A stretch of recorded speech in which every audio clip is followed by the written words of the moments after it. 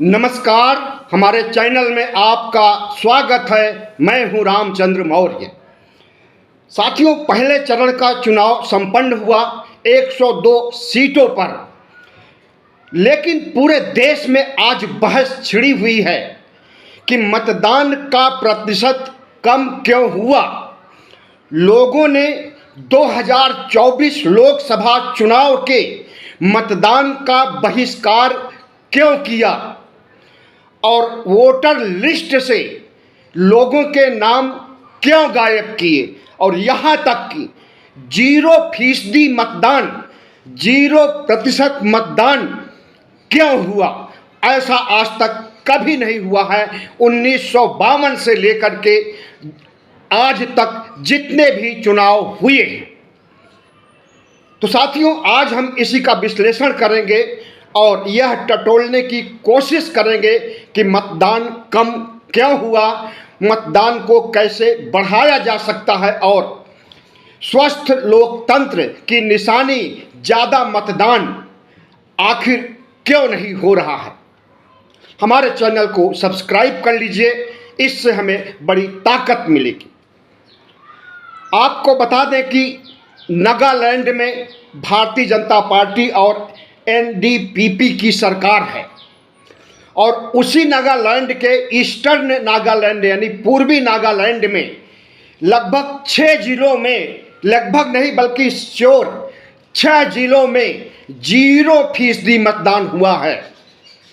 एक भी वोट नहीं पड़ा है 6 जिलों में।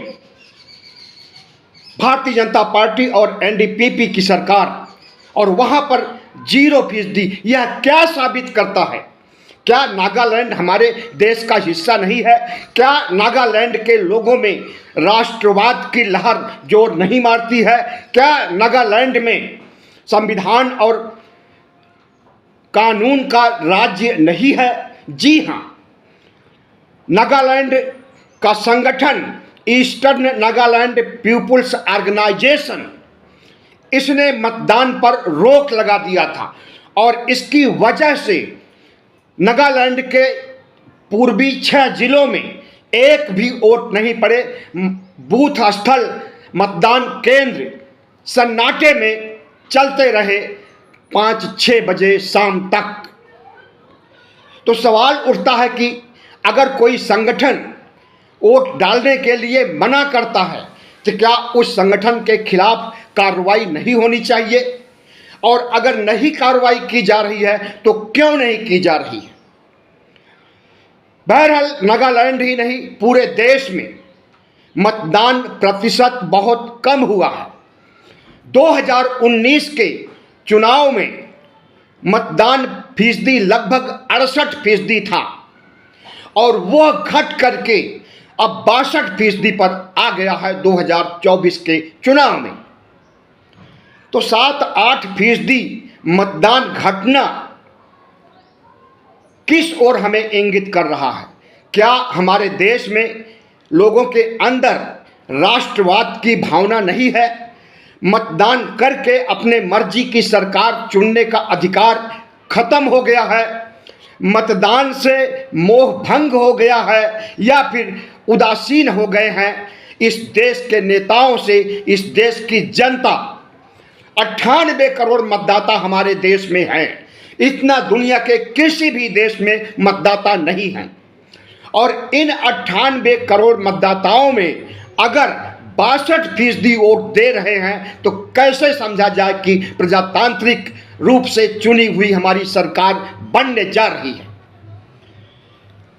आमतौर पर 65 से लेकर के मतलब कि 65% तक अगर वोट पड़ता है तो सही माना जाता है, लेकिन इस बार तो 65% भी नहीं पहुंच पाया है।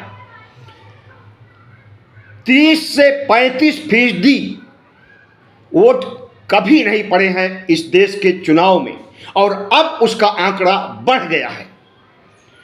तो क्या इस देश की सत्ता, मोदी सत्ता इसके लिए जिम्मेदार है? क्या मोदी सत्ता ने वोटरों को वोट डालने से मना किया है?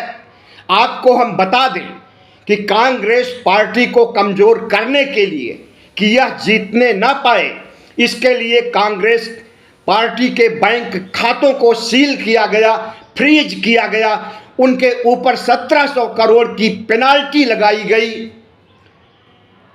और आर्थिक रूप से पंगु बना दिया, एक साजिश के तहत, ताकि चुनाव न जीत सके। न फंड रहेगा, न पैसे रहेंगे, तो खर्चे कैसे करेंगे, चुनाव खर्चे कैसे पूरा करेंगे। लेकिन सुप्रीम कोर्ट ने इसमें राहत दिया और इनके तानाशाही फार्मूले को कैंसिल कर दिया और कांग्रेस के बैंक खातों को खुलवा दिया।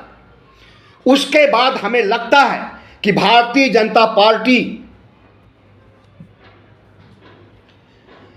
कांग्रेस को दूसरे तरीके से कमजोर करने और वोट न मिलने पाए, इसके लिए साजिश और षड्यंत्र रचा है कि कांग्रेस के वोटर को निकलने नहीं दिया जाए। जहां जहां डबल इंजन की सरकार है वहां पर सबसे ज्यादा वोट प्रतिशत कम पड़ा है और डबल इंजन की सरकारों में भारतीय जनता पार्टी के मतदाता तो निकल सके हैं, लेकिन कांग्रेस समर्थक मतदाता नहीं निकल सके।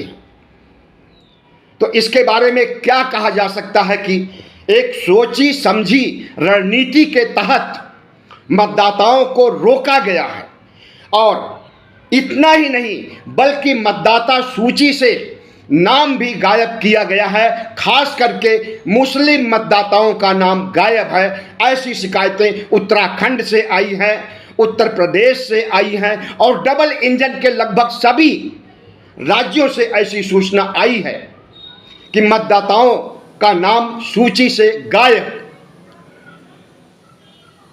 भारतीय लोकतंत्र में